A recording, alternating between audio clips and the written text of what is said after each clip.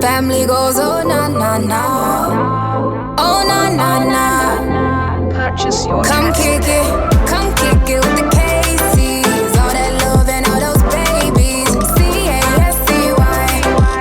Welcome to the life. Welcome. C-A-S-C-Y. DJ Envy and Gia, oh oh. It's time to kick it with the Casey's. You're tuned into the Casey crew. What up, y'all? It's DJ Envy. And I am Gia Casey. And this is another edition of the KC Crew. Welcome. Hello, hello, hello, beautiful people. And I just want to say salute to all you guys for riding with us and supporting us.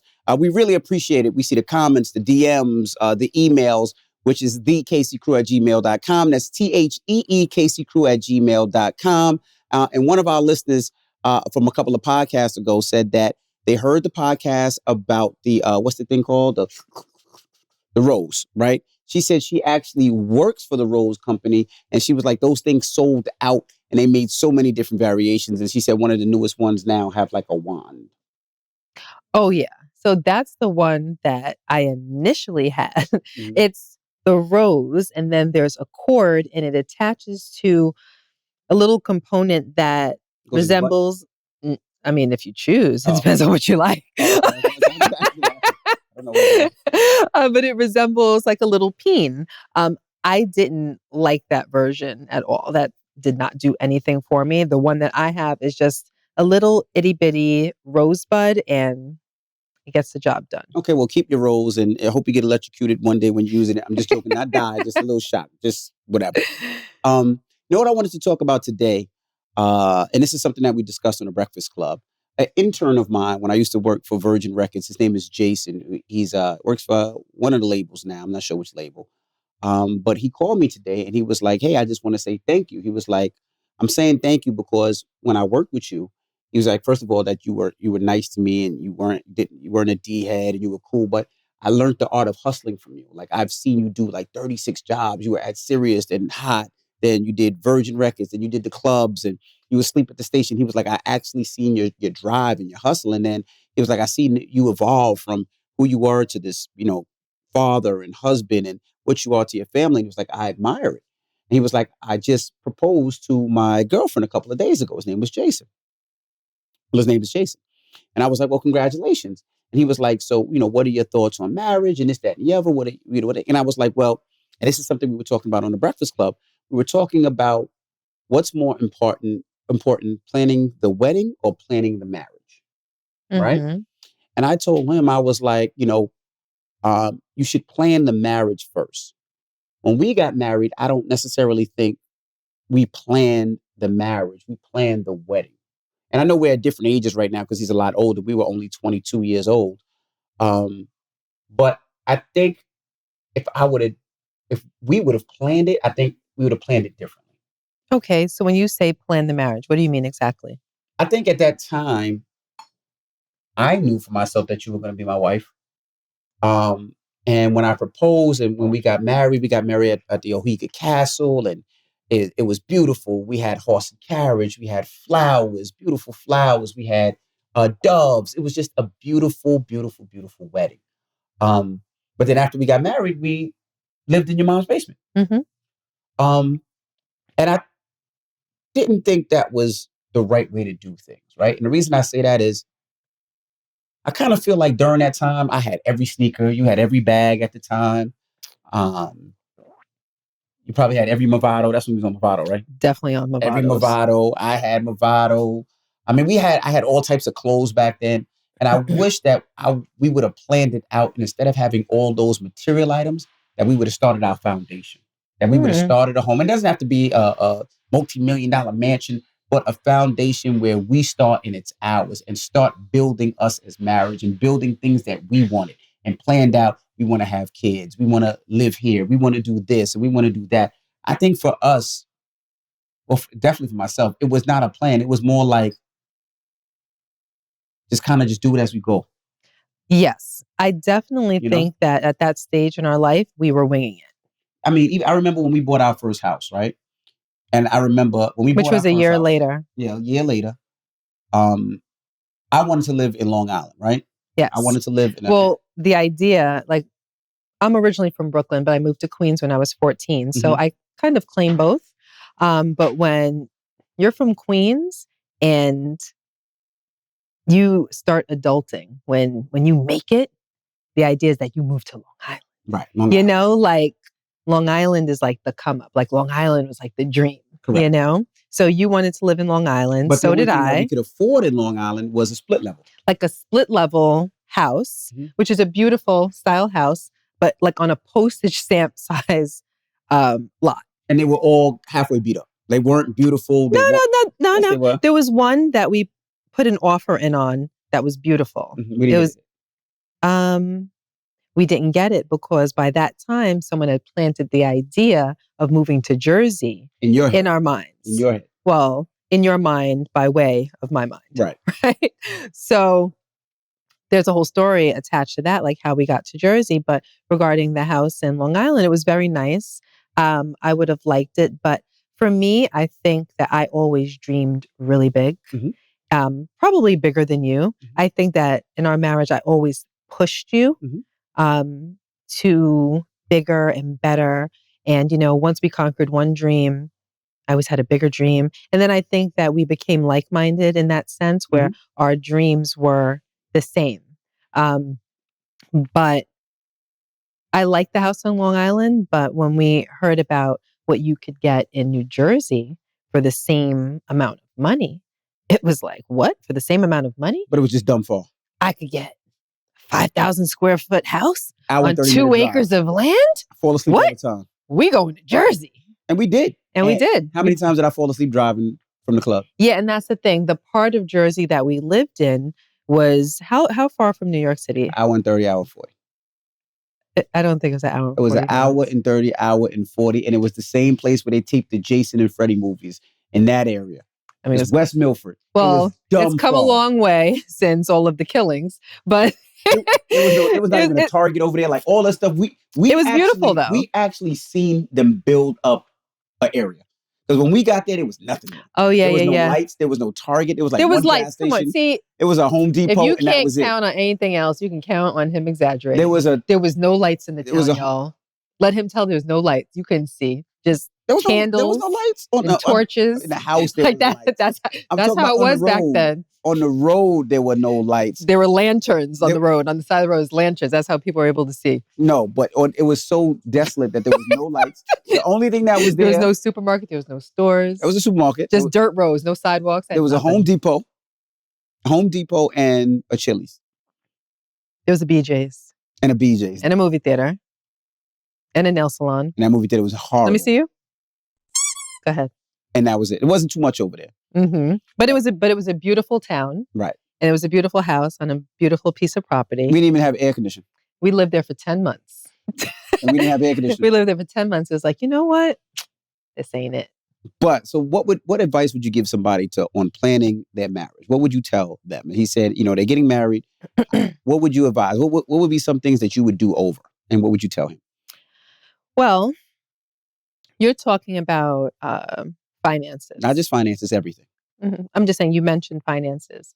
My concern would be a lot more rooted in planning for the actual relationship Mhm. and the commitment. Okay. Because I don't think that a lot of young people even think about that. I think that they really are more infatuated with the idea of the wedding and everything that goes along with it, the dress and the excitement Mhm. and the venue and the bridesmaids and the engagement party and the bridal shower and the bachelor party. And there's a lot of enthusiasm that precedes that. And then you get married, you have the big, beautiful day, and then real life comes after. And I think that a lot of times when you first meet someone and you go through the courting process and the getting to know each other process and the falling in love process, that your emotions are on 20 and you think that that love can carry you through the rest of your life.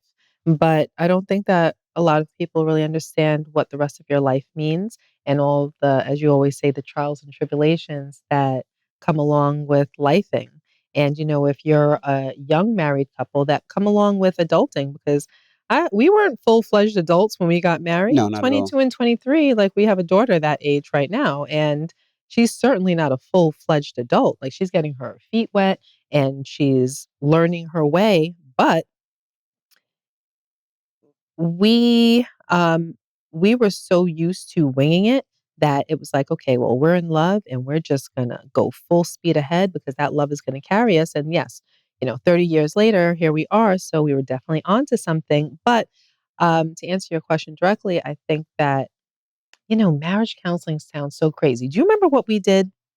So the priest that was marrying us, he required, do you remember? He Mhm. required that we do counseling before he would marry us. Couples therapy We had to or do, couples counseling, whatever you want to call it. Yeah. yeah, couples counseling, spiritual counseling, and that was his criteria.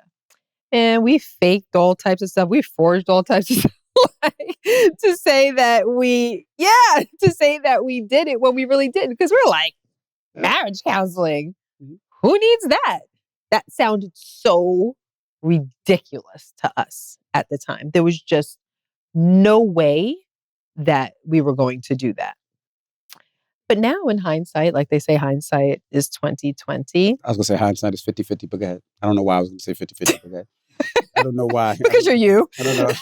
No, 50-50, I don't know. Go ahead. But yeah, hindsight is 2020. Like when you look back on things, you see it so much more clearly than you see in the moment. But I think that there would be things that relationship counseling would have prepared us for that maybe our own parents didn't even prepare us for, that the experience that we had up to that point didn't prepare us for. So I do think that thinking about marriage critically is very important because, we all know, look at the divorce rates.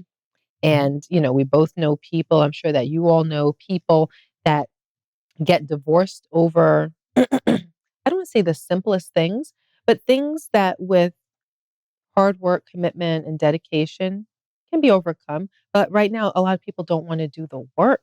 So I think that it's preparing yourself mentally and emotionally, thinking critically, and really understanding what that commitment looks like. I Like the agree. idea, because the idea of monogamy is even, that's the idea of monogamy is a lot. Mhm.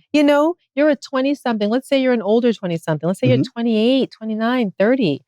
You know how long that we plan to be alive for? I want to live at least well into my 90s, So to be with one person for 61, 62, 63 years, one person, you're not supposed to kiss another person for the Mhm. rest of your life. You're not supposed to have a flirtatious conversation with another person for the rest of your life.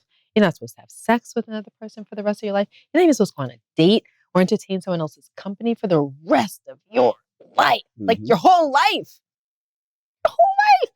Like who thinks, like a lot of times we don't think, all you think about is, God, I'm so in love. Mhm. I just love him. I just love her so much. He's so handsome. She's so beautiful. He's so nice. He's so kind. But you know what? There are going to be things that happen that's going to test that love, that's going to test that kindness, that's going to test that patience, that's going to test that person like being tired of you, the monotony of marriage. Yeah, and I agree. That's what people that, like the money. Listen, we could be rich together, we could be broke together. But that's part of the Like, conversation too, though. You have to have all those conversations, and we didn't have those conversations because we just kind of I just don't went with think it. we had a conversation. No, but I think those are the conversations you should have. How many kids do you want? Mm-hmm. And then when we do have these kids, how are we going to raise them? Like, do you want your wife to work, or does she expect, like, she does not want to work? Those are conversations that you should have in the beginning. Also, when it comes to schooling, religion, have those conversations early. Mhm. Also, when it comes to, hey, what are we doing for finances as far as our retirement? When we grow old, when we get old, what are we going to do from that How thing? about the finances right now? The finances right now, credit right now, Because also sex.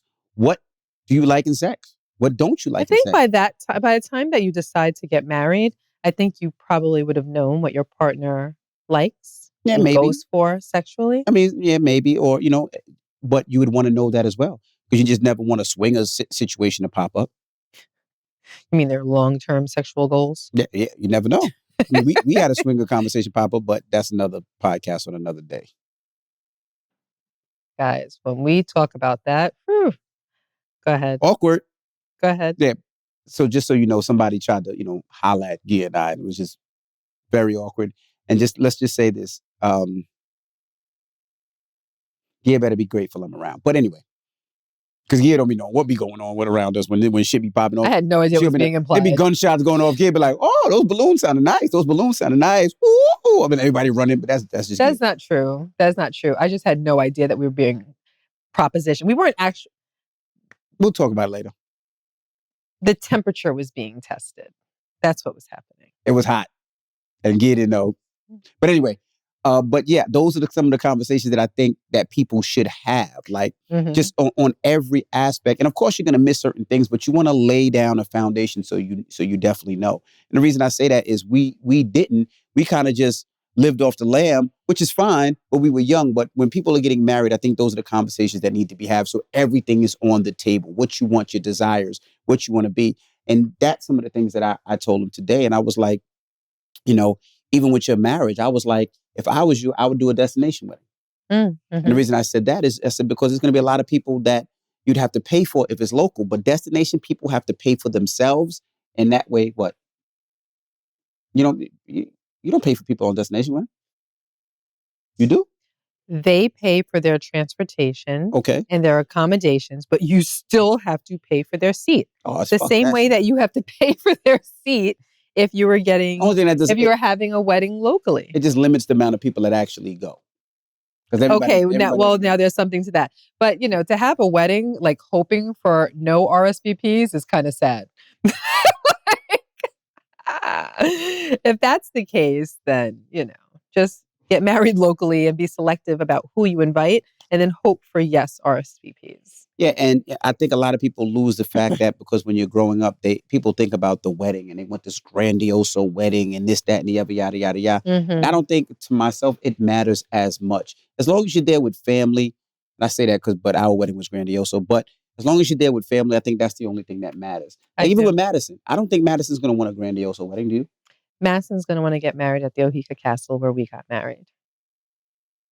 She's been saying that since she was 7. And she said it like 2 weeks ago. Madison's kind of like a nigga. Like she don't. What? She's fly. No. No? Oh. No. Everybody say no. Go holler at your best friend. No? Yeah. Find out where she stands. Madison's going to want a hella wedding with a hella dress and all the bells and whistles. Damn, she better get a job right now. So get prepared. No, it's our job to pay for her wedding. Why? It is the job of the bride's family to take care of the wedding. That ain't traditionally. Fuck that. But then there are people that aren't traditional, but we ain't tradition. What? We're gonna okay. He's fronting for y'all because of course he's gonna pay for his daughter's wedding. Why do you go out of your way to sound ridiculous? Back to what I was saying. It's like your daily goal. Like, how can I say ridiculous things to get under Gia's skin? So back to what I was saying. So the people that want to get married, you would advise them to have those conversations because I think those conversations, especially finances, in the long run, I think makes the most. Now, let me ask you a question. What about mentally? What do you mean? Like we talked about last week's podcast, that sometimes you don't necessarily meet the actual person. You meet their representative, right? And then things come out. I think you have to get to that point. I think people should go to therapy together, couples therapy, before they go to marriage. That's what we were just saying. Yeah, and that, but I'm thinking about now, and that's part of the reason why. Why what? Because you want to make sure motherfucker ain't crazy. Because I think if we'd have went to couples therapy, you'd have been like, I ain't marrying this nigga. This nigga crazy. You think the therapist would have decoded you? Absolutely. Let me holler at you. Yeah, let me whisper in your ear. Let me tell you what's really going on. But I definitely would have said that. But, so all the married couples out there, I would advise that you have those conversations and you start planning out now. Yes, ask me. How long do you think that a couple should be together before marriage is appropriate? And I'm going to parlay that into how long do you think that a woman should wait idly before her man proposes? Depends on what age. Okay, all right. I like that. Depends on what age. And the reason I say one age is I think if you're younger, Mm-hmm. let's say for Madison's age, Madison is 22 years old. I think she has to find herself first. Where'd she lose herself? She has to find herself first. She has to find herself first, meaning she has to know who she is as a person, what she wants to do, to figure out what she wants to do in this world, in this life, before she gets married. Because maybe what she wants to do doesn't coincide with their relationship. And I Mm-hmm. want to make sure she understands who she is as a person and never has to rely on anybody. And maybe that might take her, to figure out what she wants to do in life. If she wants to travel, if she wants to try different jobs out, if whatever she wants, I want to make sure that she does that first before she gets married. And now she's with the husband where she just doesn't have to think for herself. She has to think for both of them. Right now, you can't just say, you know what, I'm out, I'm doing this, because you have a family. Mm-hmm. You have a husband. I can't just say, I'm out, because I have a family. But at Madison's age, if she's dating and she wants to do that, she can. And these might be some of the things that she wants to do. If somebody's older and they found themselves, they developed themselves, I would say no less than a year, Oh, clearly. right? I would say a year is when you can really see their representative. You can see who they are. And that's a year of spending hard time with each other. Not a year of spending, you live on one coast, I live on a coast, and we see each other periodically. That's a year of, we are testing this out. We are sleeping with each other. We are meeting each other's family. We're meeting each other's parents. I know where you are at. You know where I'm at. You know where I'm sleeping. I know where he's sleeping. And kind of prepare for that first, because you have to develop a trust and an understanding. And I think most people can't hide for over a year if they're doing some fuck shit, because you can kind of feel different things out, in my opinion. You can smell different things out, in my opinion. You can see different things, in my So opinion. you think that you can figure someone out completely in a year? If you're totally with somebody, absolutely, positively. I think a year is too soon. Really? Yeah, we were together for 7 years. Yeah, but we were 16. Before yeah, but we were together every day for 7 years. But like every day. But I wouldn't ask you to marry me at 18. I mean, I had to get out of No. college. I had to get a career. I had to make some money. But if I just met you now, right? I'm just saying that. I just met you now at 30 years old, right? I'm 30, you're 31. If I just met you at 30, 31, and I spent a year with you, I would ask you to marry immediately. You being Rashawn, me being Gia? Of course. I know what I have here. I know I have brains. I know I have beauty. I know I have passion. I know I have patience. I know I have big titties. I know I have a big ass. I know it's all real. I will go for it. Thanks. You know what I mean? Like, what else would I need? I know what the vagina feels like, tastes like. What? I mean, everything. It all makes sense now. I know how you look with at night when you wrap your hair up. I know how you are. I know what your breath smells like in the morning. I know what your favorite foods are. I know all of that. So, but in a year, it's not as likely that, and it can be the case, but it's not as likely that the relationship has been tested. Do you know what I mean? I mean, you're not going to get the test, and who knows when that will come. But just the longer that you're with somebody, more tests are likely to present themselves where you can see how somebody handles something. And that's the thing. You can see that in a year, I think. Not necessarily. You're going to get tested in that year. I'm not saying that it can't happen. I'm sure that it can happen and that it does happen. I'm just saying I would want a little bit more rope so I can see what happens when something devastates you. You know, maybe what happens if you have a financial hardship or you go broke? Like, how do you handle that? Do you become mean? Do you become but that might not evil? happen for 5 Do you years. become all I'm saying, those are just examples. What I'm saying is the longer rope that you have, the more likely you are to see things go wrong and to understand how a person handles those things. How long does that take, because many people are great when life is great. I want to see how you are when you're backed into a corner. Yeah, Do your claws come out? Do you take it out on me? Do you blame me? Do you resent me? I want to see what happens when you're tested. But you won't know when you're tested because it could take 5 years to be tested. But you'll see something periodically. For instance, right? You look at Rip Michael, right? Rip Michael is a comedian. If you ever been to one of our live shows, we hosts talked our about live it shows, a right? couple of podcasts ago. And we talked about his wife basically saying that, he had a heart attack and he was in the hospital. It looked like he wasn't going to make it. His wife was like, I can't take it. And she bounced. Now they would, She said it's too much right. mentally and emotionally. Like, I cannot. And we'll say allegedly deal because with this is what he this. told me. He's cracked jokes about it. But the thing is, it's like they were together for, 3 years, 4 years. Mm-hmm. But he wasn't tested until 4 years later. There's no way for him to know that his wife would have left him in that hospital alone. That's not true. There could have been signs on previous tests that let him know that she's capable of that. Maybe she could have lost a parent.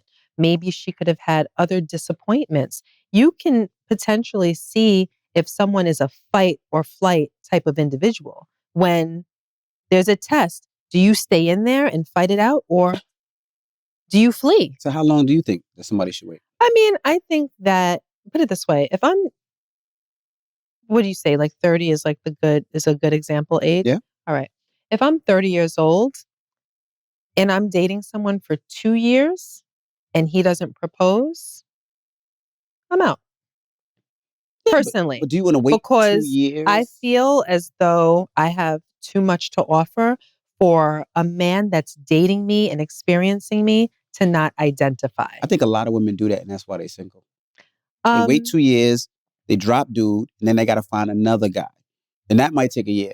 Now they wait 2 years, so now you're not 30, now you're 35, drop him and another guy. And now you look up and you're 46, you have no kids, you can't find a man, you're freezing your eggs, and you're trying to figure it out, and now you're taking anybody. Well, I think that that's a better alternative than being underappreciated and undervalued. Because if you are a good woman and the person that you're with doesn't identify that, if they don't realize it, if they're taking you for granted and spinning their wheels, I'm not going to sit here hopeful and waiting and internally feeling embarrassed. Like, wow, does he not think that I'm good enough? And I'm saying, let's say everything is fine when it comes to finances. Like, we're both independent. We both work. We both can individually support ourselves. Coming together doesn't present any problems. I'm proposing this with the idea that the only problem is the union. The only problem is us being together and the commitment. So let's take that for granted.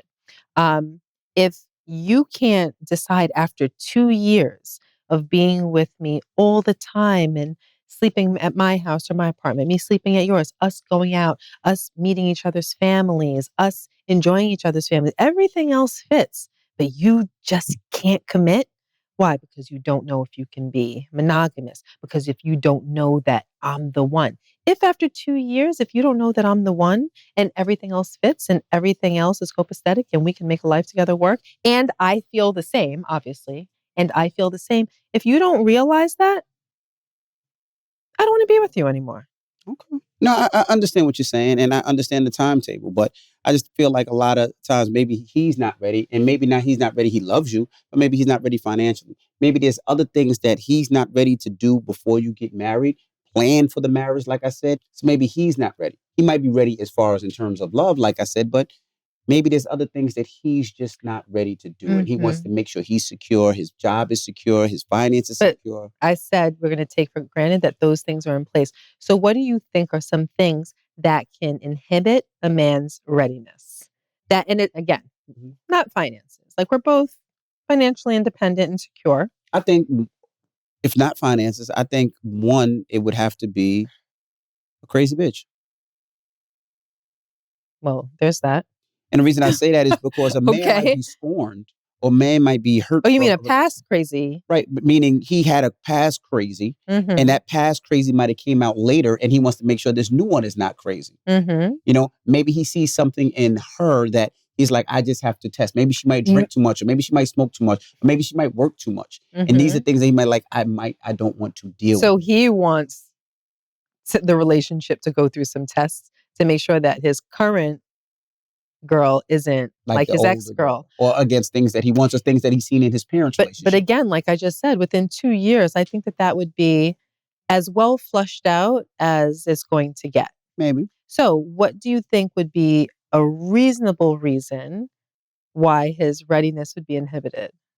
I mean, I think those are You said finances are good, but I think definitely those just to make sure that she is the right person. Yeah, that's the point that I'm making. So the only thing, if finances are okay and we're both of sound mind, neither of us are crazy or evil, Mhm. right? The main thing that's going to inhibit your readiness is going to be you're not sure if you want to commit to me. Mhm. You're not sure about monogamy, you know? And I mean, of course, there are some external things like maybe we do feel differently about children. Maybe we do feel differently about religion. Mhm. There might be some things that we disagree on that even after 2 years, we can't be on the same page. But if you don't have those other components standing in the way, it's usually because of lack of commitment. Or it could be, And I'm not going to stand Mhm. for someone that doesn't know that he wants to be committed to so me. let me ask you a question. Like if Mhm. somebody wants to get married and let's say she wants no kids and he wants a kid, but everything else is great in a relationship. The sex is good. The way they split finances works. They have amazing time. They have amazing, they go on amazing vacations and they just connect. But Mhm. that's the one thing. He might be thinking, maybe I can talk her into having a kid. And she could be like, no, I don't want to have a kid. And he Mhm. might be thinking, I don't want to get married because I really want a kid, but this is my soulmate. But Mhm. we just don't see eye to eye on this one thing. Mhm. Maybe that could be it as well. Um, yeah, like I said, there can be very important things. Like I said, children, Mhm. things that you disagree on, that you can't get on the same page. But for me, that would be a deal breaker. Mhm. And it doesn't matter how much chemistry we have, how connected we are. We could be best friends and all the other good things that, we all hope for and dream of in a partner.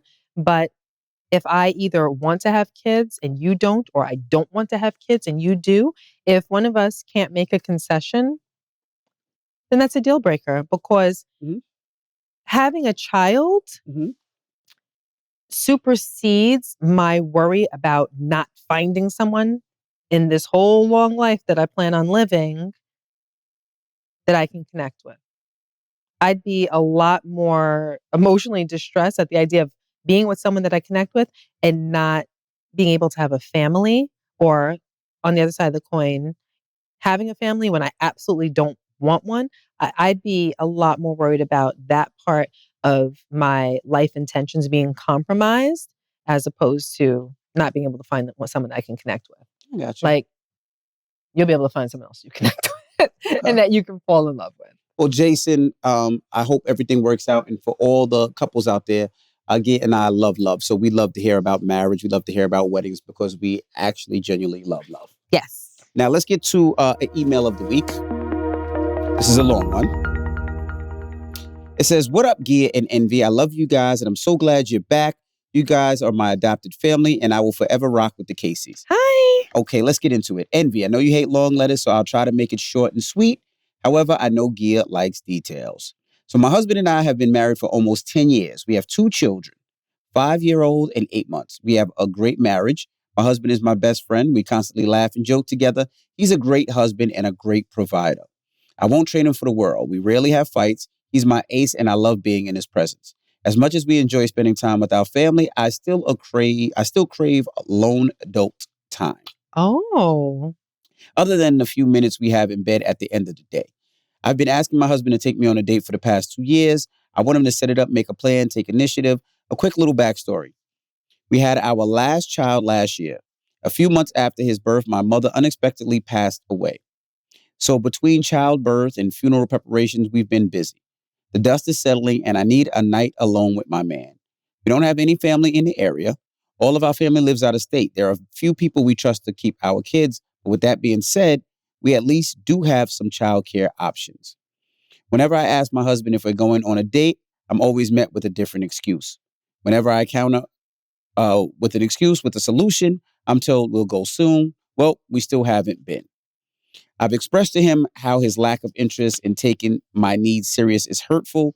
We both work full time. I cook, clean, laundry, get the kids to school, daycare, manage doctor's appointments, manage all of the household stuff. I Yes. even make sure my car gets regular maintenance. I'm pretty self-sufficient. Low maintenance woman. I really don't ask for much. Full transparency, money sometimes is tight. Mhm. And I get that. I'm not asking for an expensive date. I would be happy with a picnic in our living room or a picnic night at home. Hell, I've suggested we take a day off work and make it a day date. Send the kids to school, daycare, and have a lover's day. Getting him to take off from work is like pulling teeth. I don't feel like a priority. I've expressed this several times. My man is a man of very few words. He doesn't talk about feelings. So in situations like this, I'm often left to wonder. Gia and Envy help a sister out. Love, Monica. What do you think?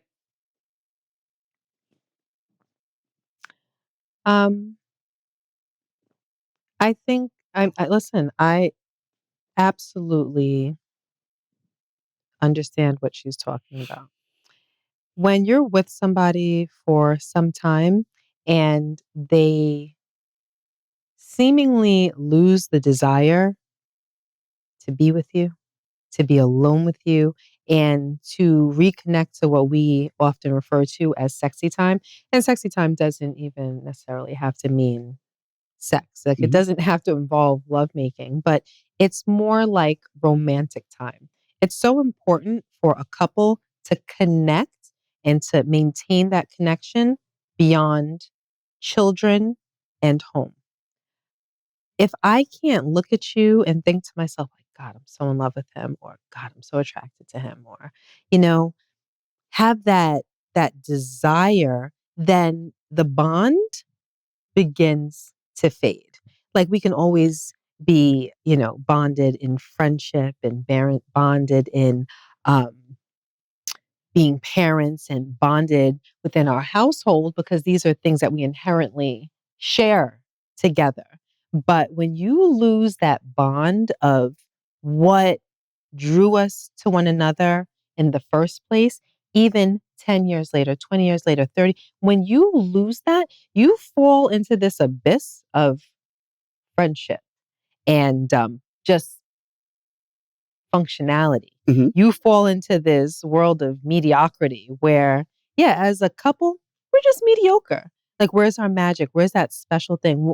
Like, at what point do I not want to just grab your face and kiss you anymore? Do I Mhm. not just want to rub your back at night? Do I not want to make love to you? Do I not want to really sit down and get engrossed with you and hear all about your day and, your problems or what excited you during the day? Am I not there with you anymore? Those are the things that, in my opinion, keep a relationship happy and thriving throughout. And to be honest with you, I don't see many couples that have been together for a very long time that still have that. Mhm. It has faded. And why is it faded? Because they let it. They didn't really realize what was going on. And maybe even before it began to go on, they weren't proactive about it. You know, relationships are work. Marriage is even more work. Mhm. And being married for a long time is the most work. Like you have to water those seeds to Mhm. make sure that they grow and get like a beanstalk, because they grow and they keep growing, they keep growing. You want it to keep growing and keep growing. You have to keep watering. And a lot of times people take their partner for granted. Like, yeah, no, I don't need to water that. It'd be all right.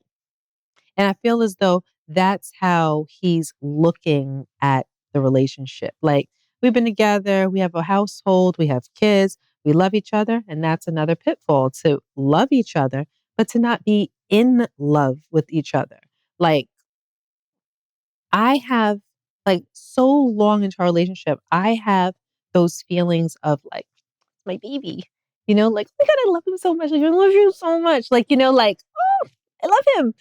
I feel that like every time that you call me and your name appears on my phone, I get like a Mhm. little jolt of happiness as though it's a new relationship. And that's because I think it comes to us naturally, but also because we're able to identify what it takes to have a long, healthy, keyword, healthy relationship. And again, I think that we just genuinely feel that way Mhm. about each other, but it's very easy to let your relationship go and to have it slip through the cracks where you end up in a situation where your husband doesn't care to take you out on a date, So doesn't care to be alone with you. So as far as what I think that she should do, I mean, she's already asked him. And it's not even at this point about the date. It's not about the alone time. It's not about how they're going to rectify it. It's more so about figuring out why is it that it's not as important to you as it is to me? Why Mhm. am I craving this alone time with you and this adult time, and you're not craving it with me? Why are you complacent being exactly where we are? Like, do you not want more for our marriage? Is what we're experiencing right now the end all be all for you? Because if that's the case, we're not on the same accord, and that's problematic. So, Mhm. my the way that I would go about it is sitting down and having that conversation, addressing that. See, I mean, I agree with you. I mean, that has to be addressed. The only thing I would say is you might want to just try to understand the side that he's coming from, right? Mhm. So when I hear a couple of things strike a chord with me, right? He said that money is tight. I knew that's where I knew that's where your It ears is. perked up. So he said, take a day off. He doesn't want to take a day off because he probably wants to make sure he has that pay. And then you could say, well, he could take a sick day. Most people like myself, I don't take sick days. I barely take vacations because I'm always in my mind that somebody could take my job. I'm not with the whole, nah, if it's meant for me, it's meant for me. Nah, B, I want my job. And especially if I'm providing for our family. So that makes it difficult. Then you said, well, we don't have to go out. And he probably doesn't want to go out because he's probably like, it's expensive. And all the little bit of money that I'm making or I'm saving, I want to go to our family. So I don't want to spend that anywhere. Now, the thing, Anywhere. anywhere. Not even on a little datey poo. If money's tight, money's tight. And if money's tight, it doesn't matter if it's a McDonald's date or a regular date. I'm trying to keep this because we've seen what happened with people in the world when COVID, when they lost their houses and lost their cars and all that other stuff. But now it's like what you said was, I don't even want that. Even if I had like a little date here or a little picnic, my whole thing is, does he understand that? And the reason I say that is because if I take you out and we're doing great and I take you to your favorite restaurant and we go out on dates and we do this and we do that, then all of a sudden money gets tight and I can't afford to take you to the places that I want to take you. I might feel like I just don't want to go out. And I'm sure, and the reason I say that is I always put myself in another person and how I would feel, right? So if your favorite restaurant is Tao, and we go to Tao all the time, and we go to Broadway and watch plays, and we do this and do that, and I can't afford it no more, I don't want to take you to a place that I know is not your favorite place. Mhm. I don't want to take you there because I feel less than. I feel like I can't afford it. I don't feel like the big man that I'm supposed to be because I'm like, I'm the man. I'm supposed to take care of my wife. I'm supposed to take care of my family. And if I can't afford Tao, I don't want to take her to uh, Hung Pung Cow on the corner. I'm going to feel funny. It's not going to make me feel like a man. Even though you're like, I don't care if we go to Hung Pung Cow, if we go to Tao, or if we have a picnic. It's going to make me feel a way. And if I feel that way, I'm not going to want to. And I'm not saying it's right. But that's how I would feel in that situation. Now, as far as the picnic, he might be like, she don't give a fuck about that picnic. She wants to go out. She wants to go on a date. And if I can't afford it and that date to make you happy hurts us later on, puts more stress on me, we have to figure out a way to make things work the right way where you get what you want and I get what I want, but we can still make sure that the household bills get paid and the kids can go to their sports and they can go to swimming and we can still survive. Mhm. But what's more important, your pride and your ego regarding being a provider and doing the absolute most for me, or not going and our relationship, our bond disintegrating? Most people don't know pride is pride until they're told it's pride. Me feeling like I don't want to take you to another restaurant because I can't afford Tao. I don't think any man was like, my pride says that I can't. It's just a feeling. And it's a feeling that is like, nah, I don't want to take anyway because I can't afford what she wants to. So I'm gonna work harder. But if I keep coming to you and saying, "Hey, this is a problem for me," at what point do you say, "How I feel about it isn't the most important. I want to nurture the relationship and make sure that my wife is happy." And why not Mhm. come to a place where you can compromise where because this this lady, I'm sure that she doesn't care about having an expensive But meal they never have or that a conversation. fancy restaurant.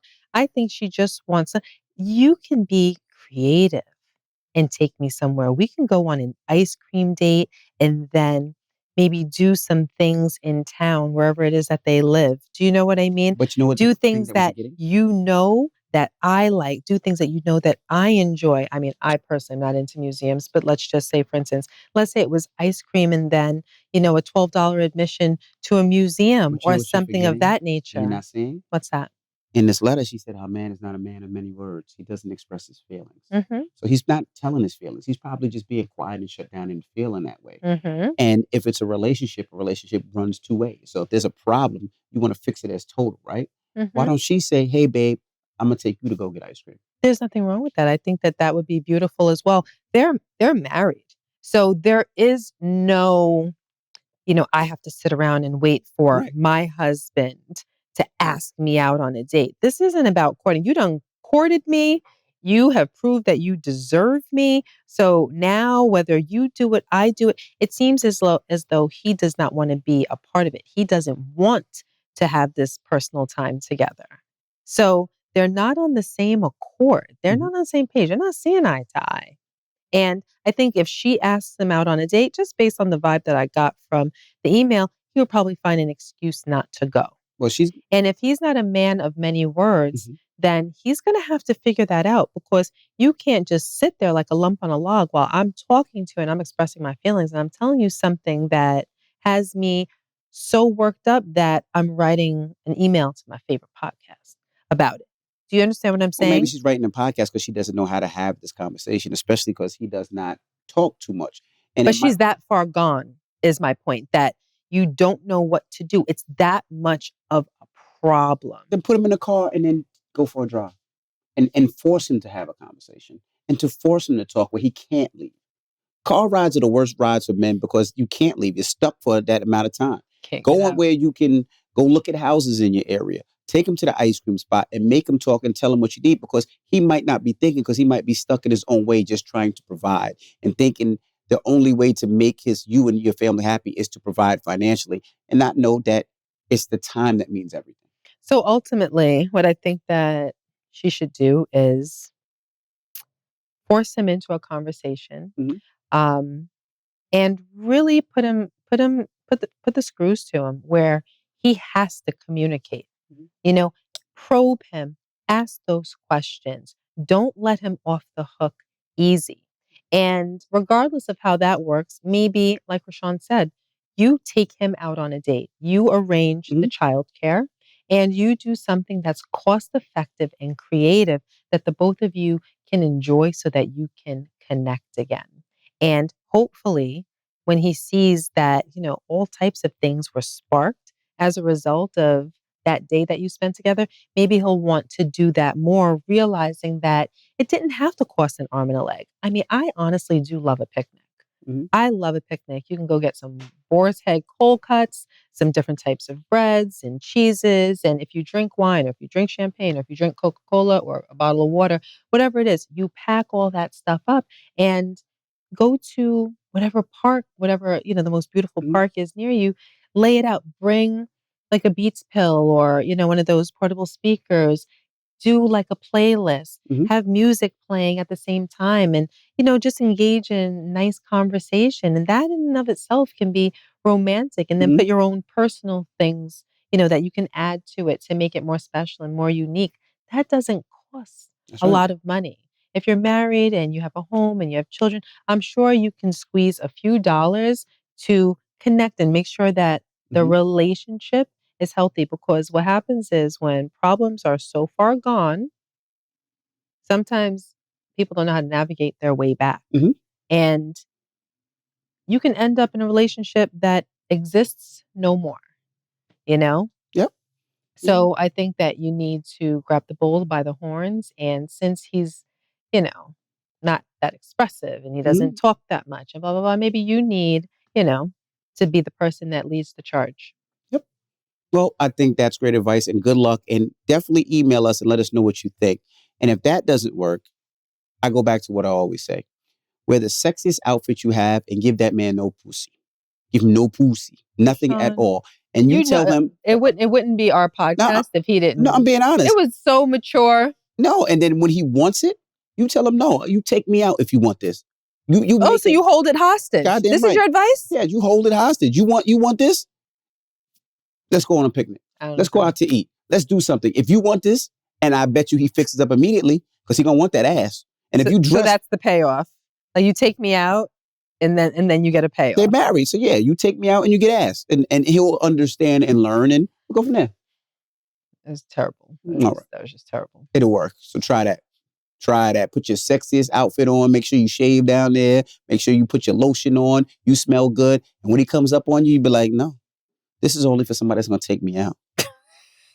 This is only somebody that's going to take Do they me. have to do the wiggle You got to do a sway little wiggle. back Put your and little forth? breast right in his face. Is that you got to This- do that this is first somebody that's for gonna it to take be me out. effective? Mhm. Oh, okay. And I bet you he'll take you out. He'll drop whatever he's doing, and he'll take you to wherever restaurant you want to go if that does work. So you can do what I said, or you could hold the hoo-ha hostage. There you go. Yeah. All right. Well, Let's move on to an email. let's get to the email of the week. All right. I'm writing you about a relationship that I don't quite know if it's worth holding on to. I met this man in 2019 working at his barbershop.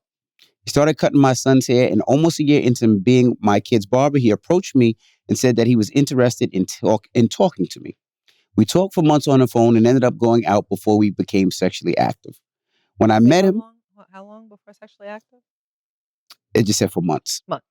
When I met him, he was on the heavier side, so I guess I did not realize how small his penis size really was. But I did notice that every time we would try to have sex in different positions, he could not perform. So we ended up always having to do it the old missionary style. Not to mention, I learned that he's a Jamaican and he doesn't eat the kitty cat. And when I'm servicing him, I notice a musty smell. Oh. After I had my vaginal procedure, I kind of cut sex between us out of the equation and would use the excuse that my period was on so I wouldn't have to have sex.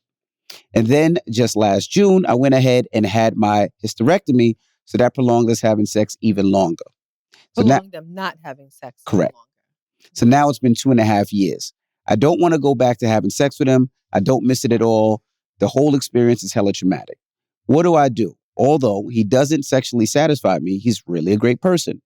When I be cheating myself out of being loved by this man if I let go of this relationship, I really love and enjoy being around him. We always have such a great time when we're together, but when it's time to go home, I'm always hoping he doesn't ask to come over to my place or vice versa because I know he's going to want to make love. He always tells me I'm the only one he wants and that he doesn't want anyone else. But he just says that because he knows his penis is small. Oh, he can't mean it? Oh. Sometimes I wonder if he says that because no one else probably would put up with his issue. I believe he knows it's small because he calls it junior. I was so underwhelmed when I saw it for the first time. I assumed because his feet were so big that his D would be too, but that turned out to be a lie. I just am not sure if putting up with a tiny, at times musty penis is what I want for me. I'm turning 44 on the 29th of this month, and I'm having cosmetic surgery in 1 more month. After I heal, I'm ready to go start dating and eventually get some good D. Is this relationship over, or should I just express to him what I've been feeling? I don't want to hurt him. Help me. That's a good email. What do you think?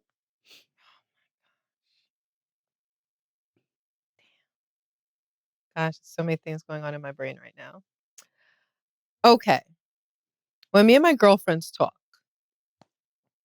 I've always been the one that would say that the heart really is the most important thing, Mhm. right? But don't have a stain on your jeans, but go ahead. Yes, please change them before we go out on a date together. I think that even if a man has a junior, I could get over that. I personally, I could get over that because for me, there's so much stock in love and in connection and in chemistry that I enjoy those parts of our relationship, for instance, just as much more. I don't know, but I enjoy them significantly, you know? But on the other hand, sex is very, very, very, very, very important to me as well because it's just one of those pleasures of life that everyone, every single one of us is entitled to. We're all entitled to good sex. And part of the reason why I say that, and by that, I don't just mean intercourse, I just mean intimacy. So there's various kinds of sex. And I think that it's achievable for everybody because I don't think that it only falls on body parts and size and things like that, but it's a type of thing that can be learned. It's a type of thing that if you have two committed and open-minded individuals, that it can be achieved. So if someone's being cheated out of a good sex life, it's because their partner isn't interested in making it pleasurable for them, or they're not committed to the process that it would take to get there. Because with us, it's gonna happen for me no matter what happens. And that's because and I do joke with my girlfriends sometimes. I don't talk about personal sex with them often, but when I do, I have said it doesn't matter what he does. I'm so sexually attracted to him that it's gonna happen for me every single time, you know? Um, so I don't think, and it doesn't even matter what you're doing. So I know that she can get to that point with or without a large, with a senior or with a junior. Hmm. You know what I mean? Like I think that, but here's the thing. The connection may not be there. She seems as though she almost has a visceral reaction to him because of the must, which is just freaking intolerable. Like Hmm. hygiene is very, very serious. Like you have to have good hygiene. Like that's not hard to achieve either. Like take a shower. If you're a sweaty man, take two. Wash twice, get the right products, like get that under control, you know? But maybe that connection, that chemistry can't be there because as soon as they're naked and laying together, she smells something. I don't care if you are senior plus. I'm probably not going to get there because I'm so disgusted with you. You know, you have to take care of yourself. So, moving on to the next point. He doesn't go deep sea diving. Like, who made you? No, I'm just kidding. Where they do that? Like, no, but she's right. He's Jamaican. That's a thing. I think that we Jamaicans have evolved since then. Like that was a thing like in the 90s, like the Hmm. 2000s, like the early 2000s. Like where are we now? Like I didn't really realize that that's such a thing, but I'm kind of out of those circles where I would know whether it was still a thing or not. But definitely it was. But listen, if he doesn't do that, you got to respect that man.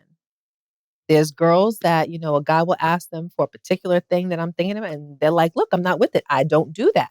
You got to respect that girl. You have to respect people's boundaries. If that's his boundary, then okay. But not for nothing. Can we be real? Hmm.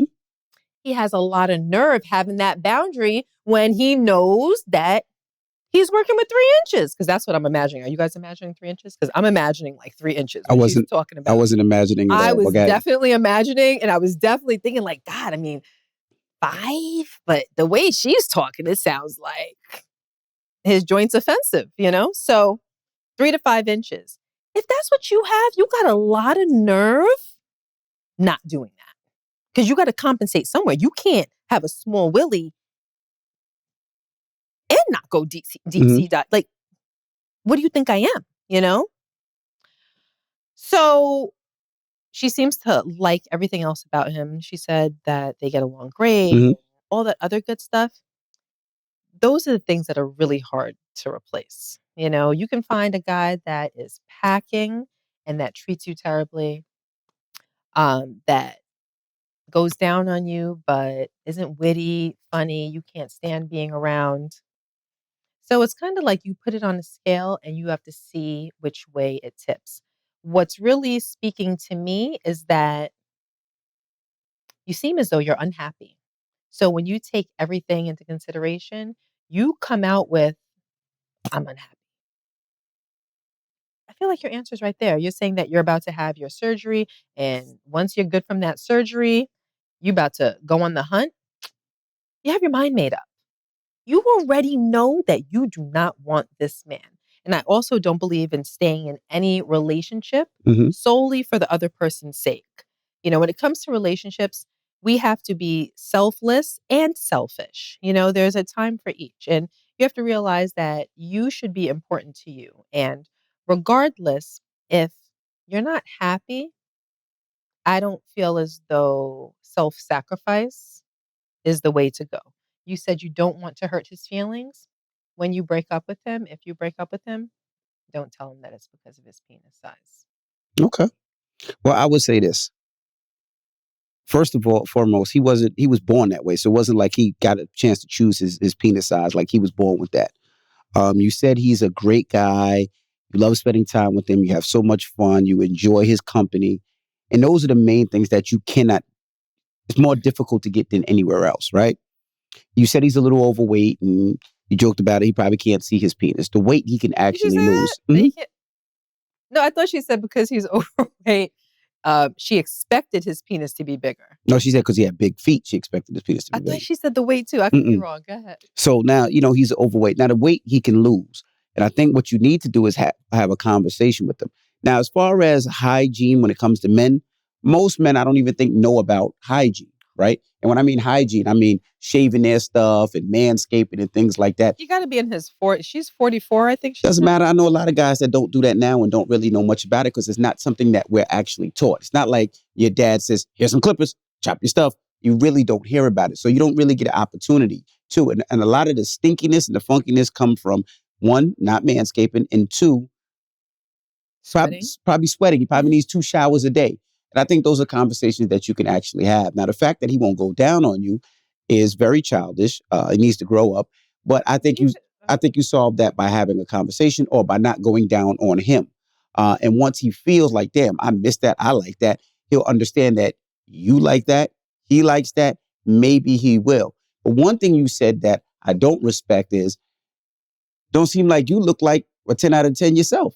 You talking about, I'm going to get my surgery. That just tells me you getting your surgery to what? Lose some weight? To put an ass back there? Maybe to get some tits? So it says things that you don't like about yourself.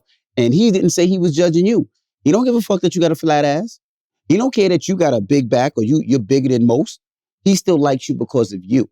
And if you don't like him because of you, because of what he is, I just think it's effed up. And I think it's maybe a conversation that y'all should have. Yeah, you probably wouldn't respect him if he went and got lipo. You probably wouldn't respect him if he got a penis enhancement. Maybe you would. But those are the conversations that you should have.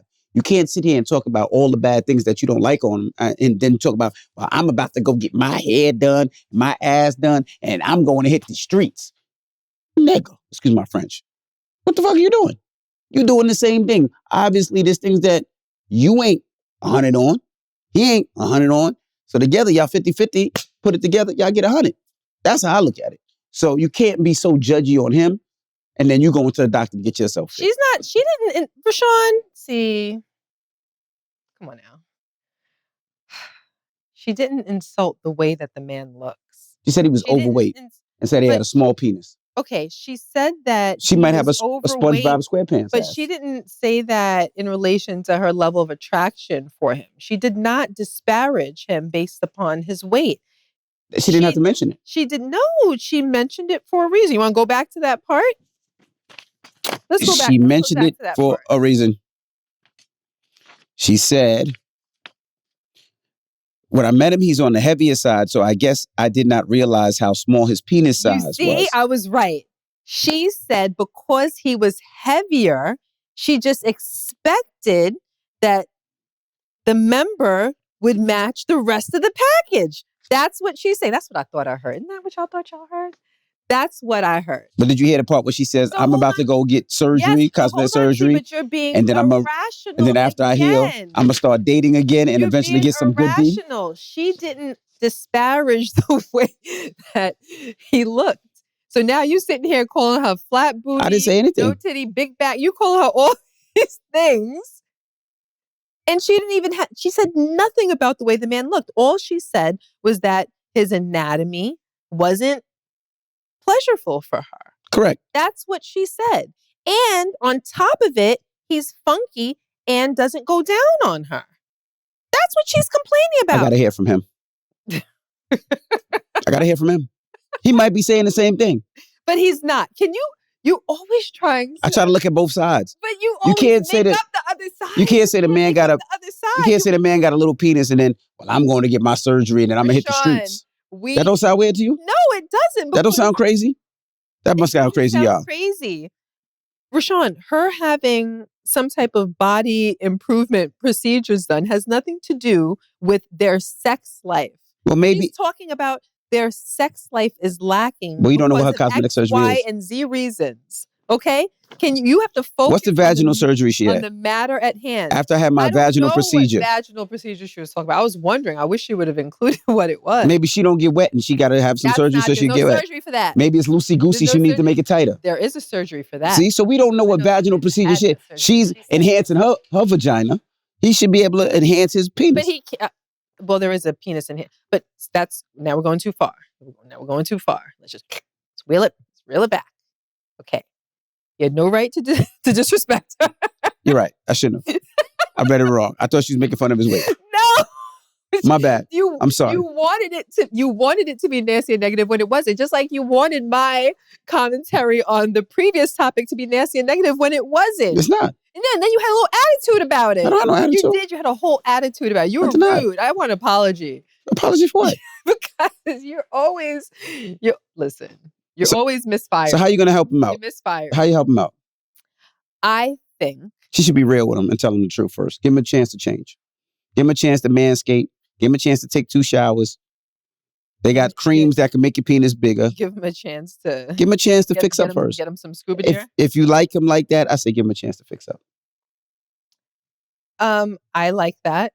I'm with that. I think that if you give him a chance and he's willing to use alternatives to please you sexually, if he's willing to improve his hygiene, I think that those are the 2 things. Because like I said before, when you're lacking, you have to compensate in another way. You can't just expect your partner to take an L for life. Like, it's very important to please the person that you're with Mhm. and to do the things that they like. And again, I do understand the respect for boundaries, but come on! Like, I can't just be the long-suffering girlfriend or wife for the years that we're together. No, you shouldn't. And you shouldn't want me to be the long-suffering wife. Okay. So yeah, I think that I like what you said. The one thing that I like that you said today, no, but give him a chance to fix up. Mhm. Give him a chance to make some changes and to improve his hygiene and see if that works. The small penis, I say that you give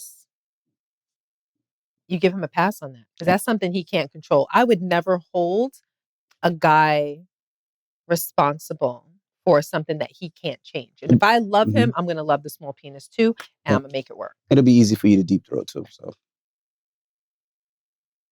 I don't think it's going to get to the throat. that's what I'm saying. It'll be easy. You're not going to choke it. There's going to be no deep throat. No. It's going to be deep mouthing. There you go. Just some deep Like a- mouthing. like Maybe you want some deep mouths tonight.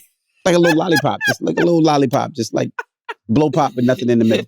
But I will say that, in ending or in closing, if you're going to go get your surgery, take him with you and y'all both have surgery at the same time. He get a penis enlargement, Do you get your not- ass. And then Do go from not there. ask that man to get a penis enlargement. I would never.